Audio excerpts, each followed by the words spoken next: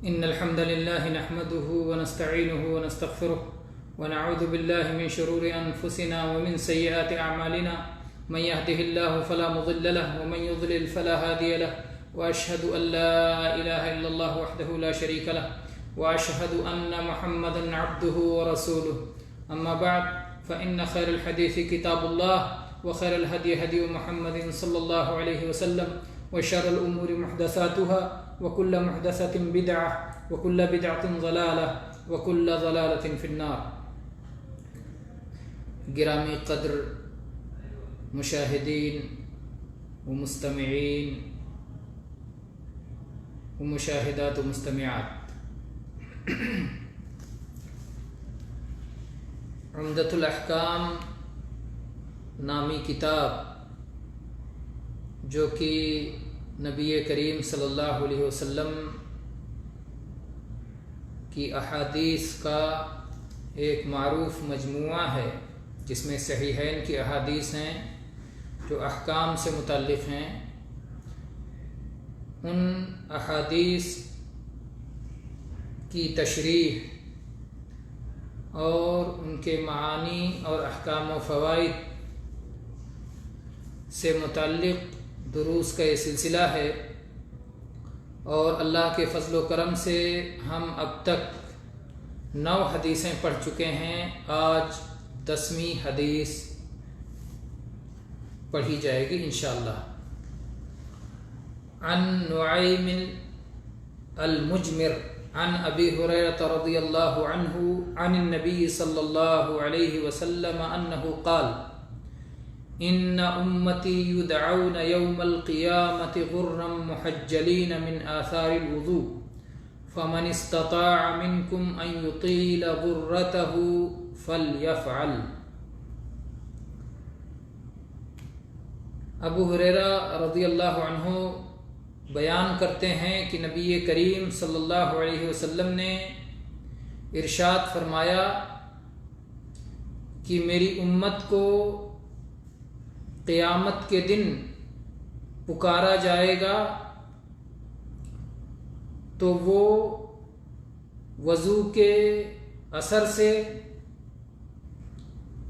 پر نور چہروں کے ساتھ اور چمکتے ہاتھوں اور پیروں کے ساتھ پہنچیں گے۔ تم میں سے جو شخص اپنی چمک کو طویل کر سکے تو اسے ایسا کرنا چاہیے۔ اور ایک لفظ میں اس طرح آیا ہے،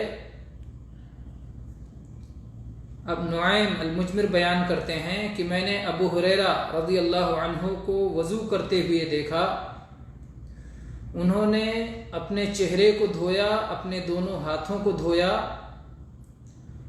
اور قریب تھا کہ وہ اپنے کندھوں تک پہنچ جائیں گے دھوتے دھوتے، یعنی کہنیوں سے اوپر دھوتے ہوئے کندھوں تک پہنچ جائیں گے۔ پھر انہوں نے اپنے دونوں پیروں کو دھویا یہاں تک کہ اپنی پنڈلیوں تک پہنچ گئے۔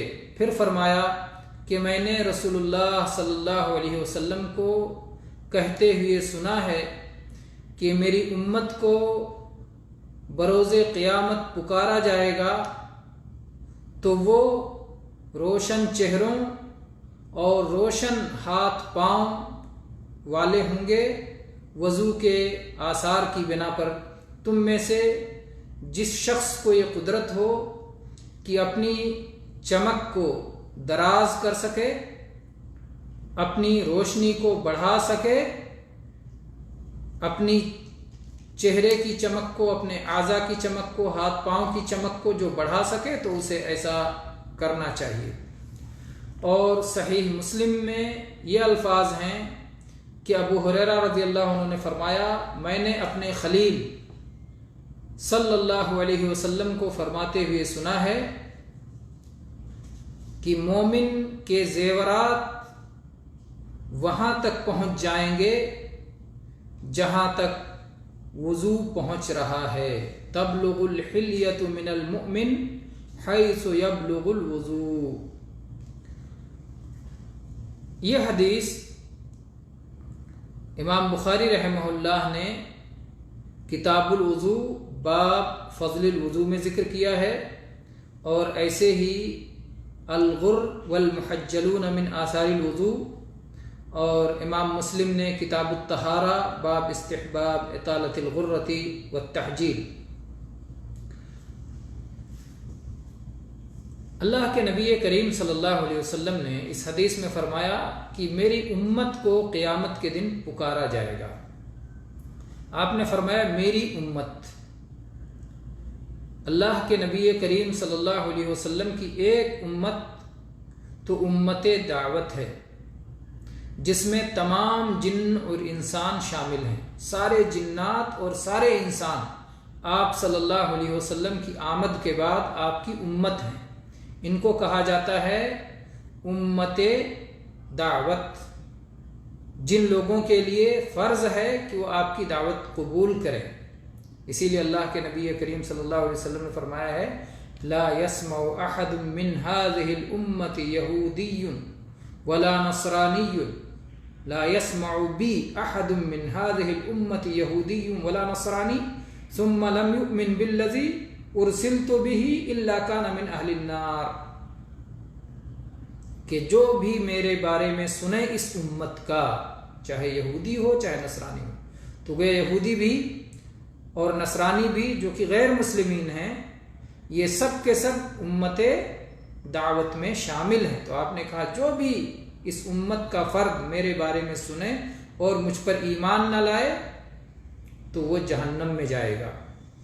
تو یہ رہی امت دعوت.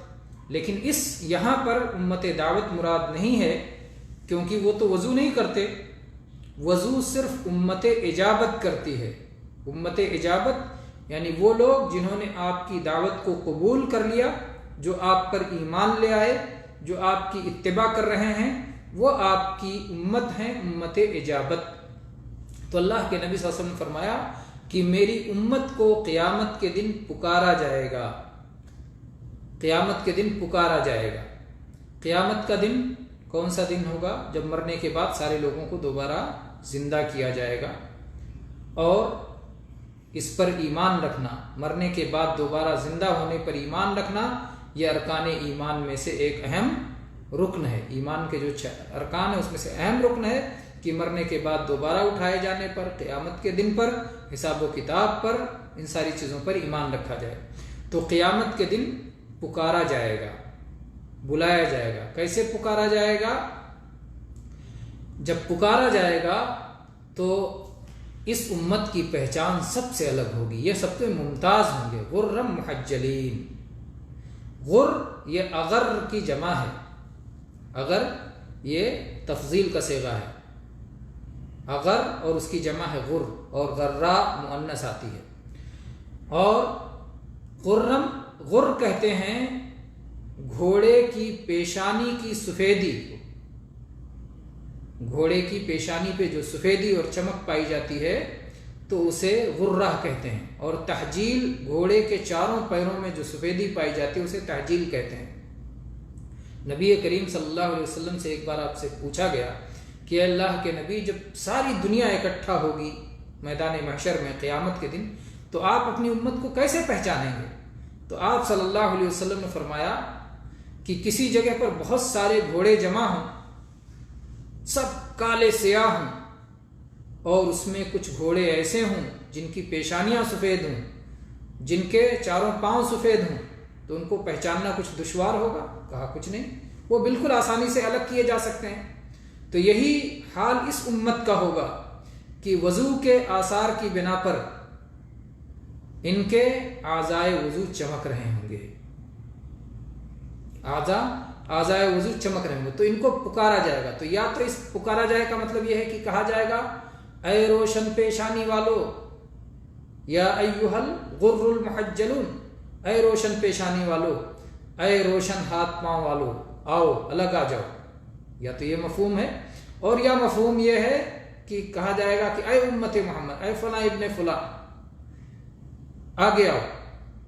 اور ان کی حالت یہ ہوگی، یہ حالت بیان کی جائے، کیونکہ حالت یہ ہوگی کہ ان کا چہرہ چمک رہا ہوگا، روشن ہوگا، اور ان کے ہاتھ پاؤں روشن ہوں گے. تو یہ ان کی کیفیت اور حالت بیان کی جا رہی ہے، اور یا کہ انہیں یہ کہہ کر کے ان القاب، اس لقب کے ساتھ پکارا جائے گا، دونوں مفہوم بنتا ہے. تو ان کے چہرے اور ان کے ہاتھ پاؤں روشن ہوں گے وضو کے اثرات سے. وضو میں ہم 4 اعضاء کی پاکی کا اہتمام کرتے ہیں: چہرہ، سر، دونوں ہاتھ، دونوں پاؤں. تو ہاتھ ایک عضو ہو گیا دونوں، اور پاؤں ایک عضو ہو گیا دونوں، تو 2 ہو گیا، اور چہرہ 3 اور سر 4. تو یہ 4 اعضاء ہیں جن کے پاکی کا، یا آپ کہہ لیجیے جن کے دھونے کا، کیونکہ اکثر جو 3 اعضاء ہیں ان کے دھویا جاتا ہے، ایک کو مسح کیا جاتا ہے. تو چونکہ دھونا کثیر ہے، اس لحاظ سے آپ کہہ سکتے ہیں کہ سب کے دھونے کا اہتمام کیا جاتا ہے. کبھی کبھی جو تغلیب کے حساب سے جو زیادہ ہوتی ہے اس کو بیان کر دیا جاتا ہے. تو ان 4 اعضاء کے دھونے کا اہتمام کیا جاتا ہے. تو یہ چمکتے رہیں گے سوائے سر کے. سر پہ بال ہوتا ہے، اس کا چمکنا اچھا نہیں، اس پہ بال رہنا اور سیاہی رہنا وہی حسن ہے. تو چہرہ، غرہ، چہرے کی اور پیشانی کی سفیدی اور چمک ہے، اور اعضاء میں ہاتھوں اور پاؤں کی چمک ہے. پھر اللہ کے نبی صلی اللہ علیہ وسلم فرمایا کہ تم میں سے جس شخص کو قدرت اور استطاعت ہو تو وہ اپنی چمک کو بڑھائے. ان یطیل غرتہ، اپنی چمک کو وہ بڑھائے، طویل کرے، جو ایسا کر سکتا ہے کرے. غرہ، آپ نے حدیث میں پہلے 2 چیزوں کا بیان ہوا، ایک غرہ کا اور ایک تحجیل کا. غرہ پیشانی اور چہرے کی چمک، اور تحجیل پیروں کی چمک. تو یہاں صرف غرہ کی چمک کا کہا گیا آخر میں کہ جو شخص اپنے چہرے کی چمک کو بڑھا سکے. اور ایک الفاظ میں ہے کہ یطیل غرتہ و تحجیلہ، جو شخص اپنے چہرے کی چمک کو اور ہاتھ پاؤں کی چمک کو بڑھا سکے.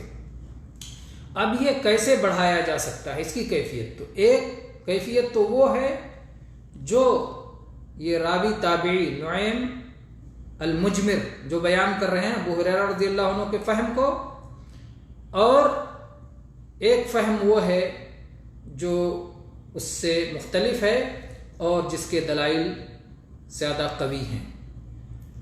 تو وہ فہم کیا ہے کہ اس چمک کو کیسے بڑھایا جا سکتا ہے.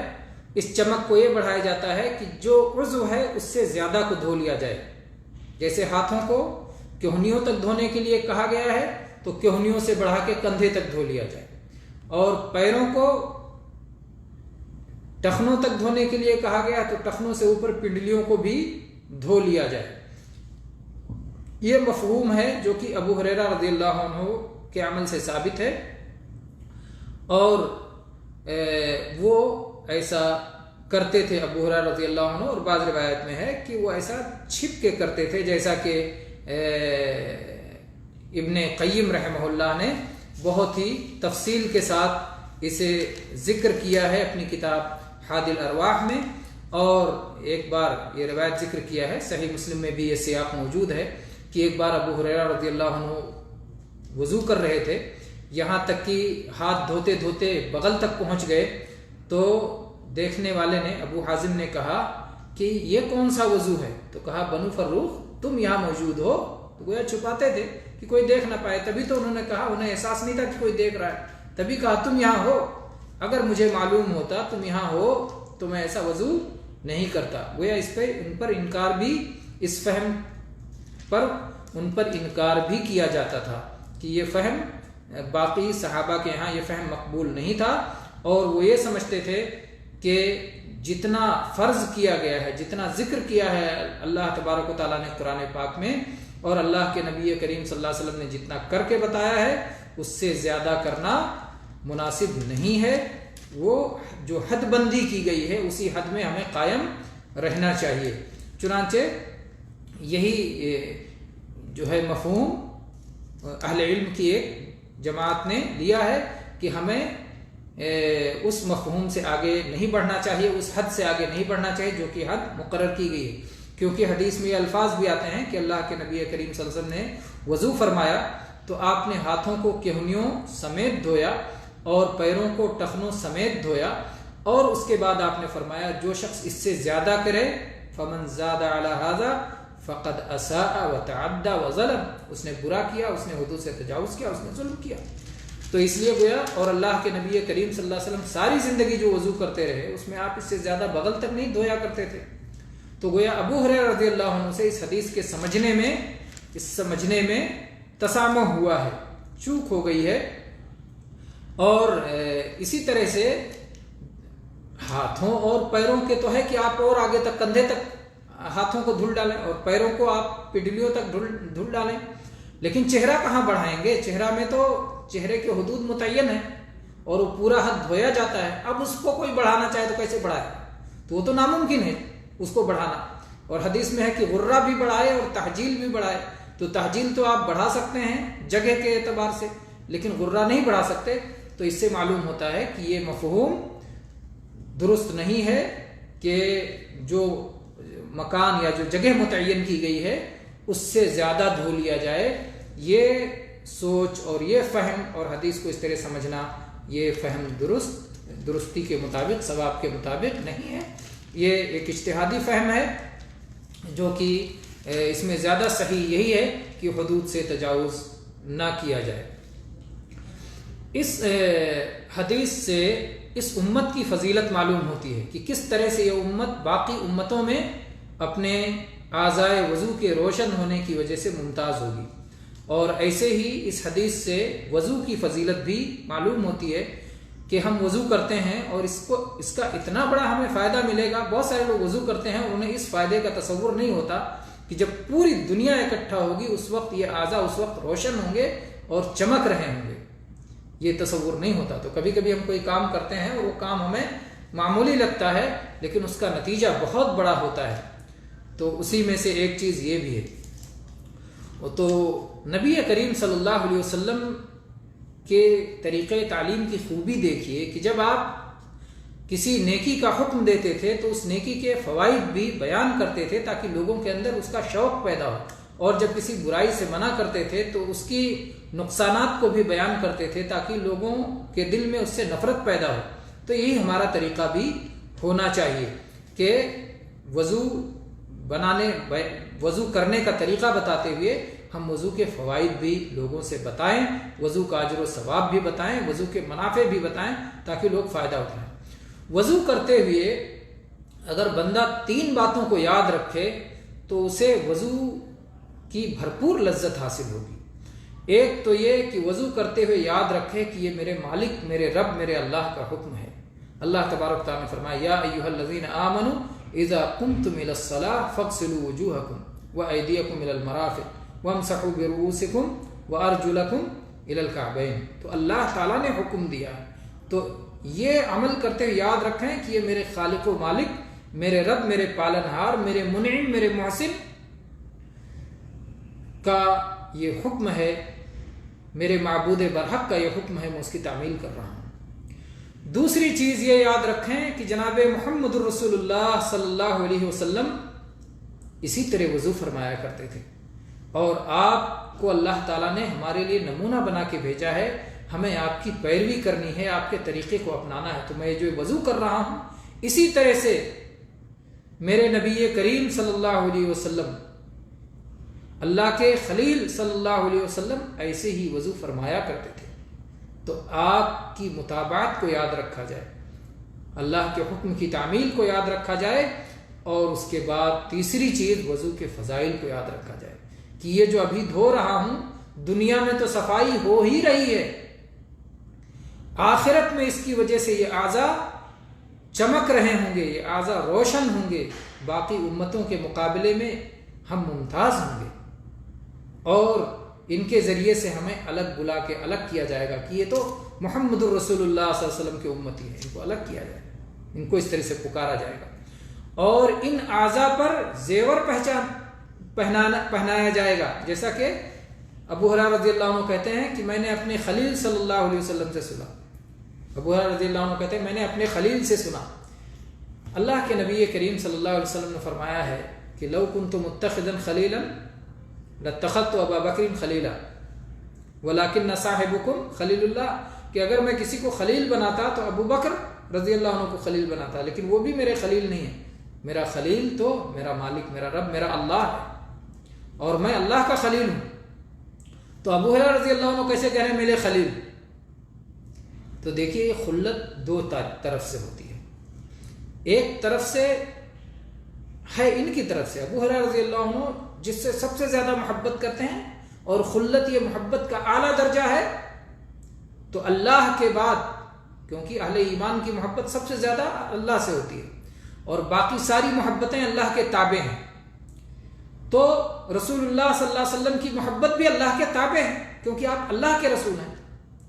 محمد صلی اللہ علیہ وسلم سے اس لیے محبت نہیں کی جاتی کہ آپ عبد المطلب کے پوتے ہیں، آپ بنو ہاشم کے فرد ہیں، آپ عبداللہ کے بیٹے ہیں. نہیں، آپ سے محبت کی وجہ یہ ہے کہ آپ اللہ کے رسول ہیں. اللہ نے آپ کو بھیجا ہے، اللہ نے آپ کو یہ درجہ اور مقام دیا ہے. اللہ نے آپ سے محبت کا ہمیں حکم دیا ہے، تو اللہ کی وجہ سے ہم آپ محبت کرتے ہیں. تو اللہ کے رسول صلی اللہ علیہ وسلم کا جو درجہ اور مقام اللہ کے یہاں ہے، اور اللہ تبارک و تعالیٰ کی محبت یہ سب سے زیادہ اہل ایمان کے یہاں ہے. اور پھر بندوں میں سب سے زیادہ محبت اللہ کے رسول صلی اللہ علیہ وسلم سے ہے. تو یہ محبت کا اعلیٰ مقام خلت کہلاتا ہے. اس لیے تمام صاحب ایمان کے لیے اللہ کے نبی کریم صلی اللہ علیہ وسلم خلیل ہو سکتے ہیں. ہمارے لیے خلیل ہیں، ہم نے خلیل آپ کو بنایا ہے، لیکن آپ کے خلیل اللہ تعالیٰ ہے.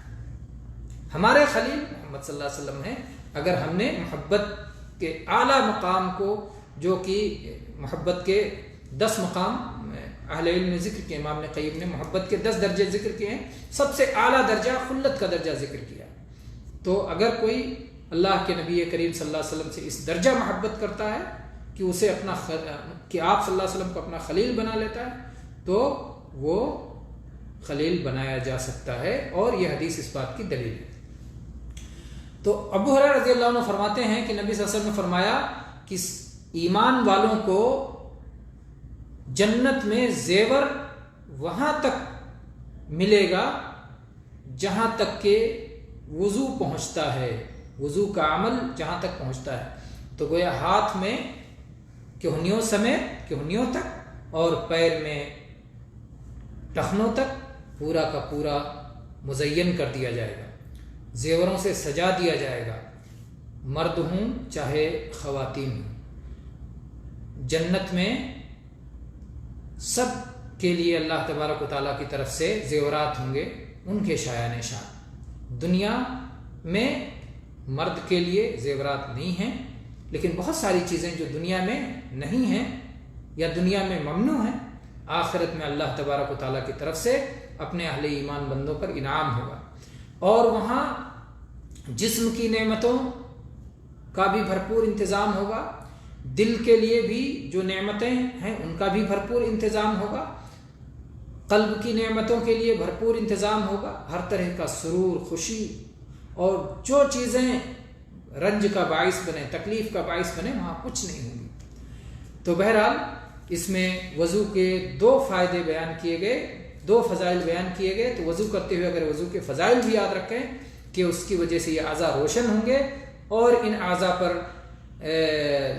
جو ہے زیور پہنایا جائے گا، تو ظاہر بات ہے کہ اس سے وضو کا لطف بڑھ جائے گا، وہ وضو کی خوشی بڑھ جائے گی. تو یہ رہی آج کی حدیث، جو کہ وضو کی فضیلت کے تعلق سے تھی، طہارت کے بعد میں تھی، اور اسی طرح سے کیا نام ہے، اس امت کی فضیلت بھی اس میں ثابت ہوتی ہے. اللہ تبارک و تعالی ہم سب کو دین کے احکام سیکھنے اور ان کے مطابق عمل کرنے اور توحید و سنت پر زندگی گزارنے کی توفیق عطا فرمائے. آمین. وآخر دعوانا ان الحمد للہ رب العالمین، وصلی اللہ علیہ وسلم.